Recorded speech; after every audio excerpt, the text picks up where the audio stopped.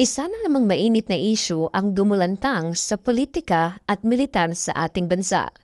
Nitong mga nakaraang linggo, kinumpirma ng Philippine Army ang kanilang recommendation na tanggalin si Congressman Francisco Kiko Barzaga mula sa hanay ng mga Army Reservist.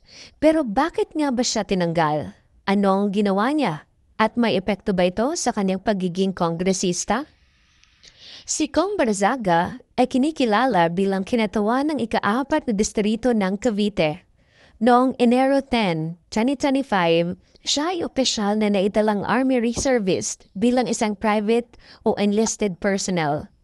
Hindi ito katakataka dahil maraming opisyal ng gobyerno ang naglilingkod din bilang reservists, bilang suporta sa hanay ng sandatahang lakas. Pero may kaakibat na responsibilidad at limitasyon ang pagiging reservist, kahit hindi aktibo sa serbisyo at dito raw siya nagkamali. Noong Setyembre 2025, ilang araw bago ang tinaguriang September 21 protest, naglabas si Barzaga ng mga pahayag sa social media kung saan hinihikayat niya umano ang mga kapwa reservists, pulis, at sundalo na makiisa sa kilos protesta laban sa administrasyon.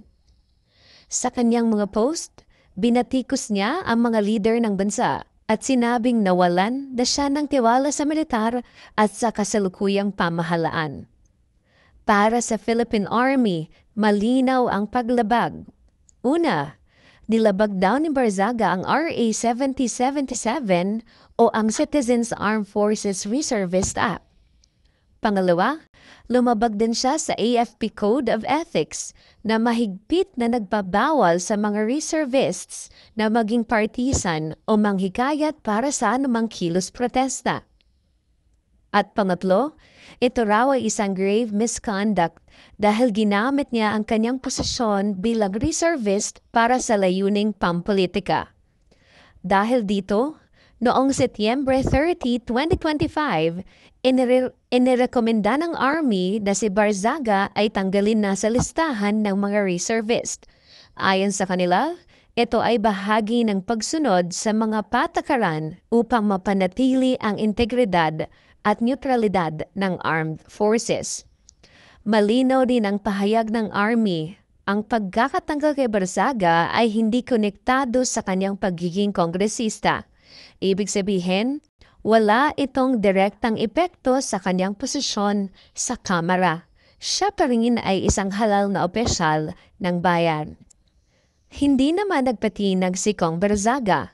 Sa kanyang pahayag sa Facebook, sinabi niya, "Maaaring tanggalin ako ni Marcos sa Philippine Reserve Force, pero hindi niya kailanman matatanggal ang kagustuhan kong ipaglaban ang karapatan ng mamamayang Pilipino."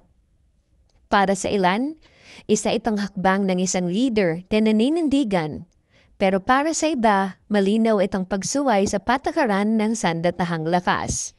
Sa huli, ang tanong, karapat-dapat bang tanggalin ng isang opisyal na nagsalita laban sa pamahalaan?